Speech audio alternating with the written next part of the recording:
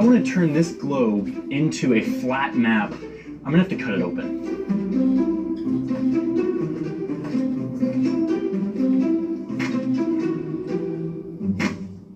In order to get this globe to look anything close to a rectangle lying flat, I've had to cut it in several places. I've had to stretch it so that the countries are starting to look all wonky. And even still, it's almost impossible to get it to lay flat. And that right there is the eternal dilemma of map makers.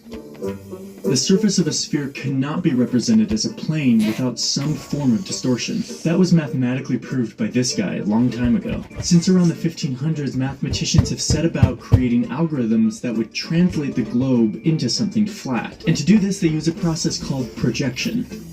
Popular rectangular maps use a cylindrical projection. Imagine putting a theoretical cylinder over the globe and projecting each of the points of the sphere onto the cylinder surface. Unroll the cylinder and you have a flat rectangular map.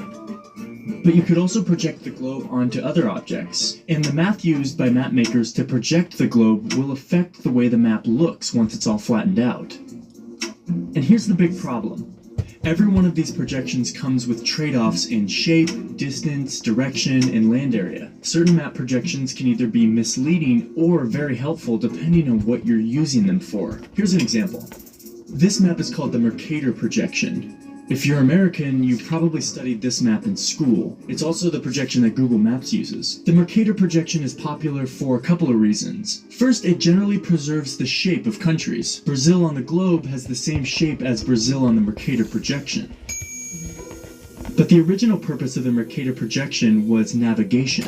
It preserves direction, which is a big deal if you're trying to navigate the ocean with only a compass. It was designed so that a line drawn between 2 points on the map would provide the exact angle to follow on a compass to travel between those 2 points. If we go back to the globe, you can see that this line is not the shortest route, but at least it provides a simple, reliable way to navigate across the ocean.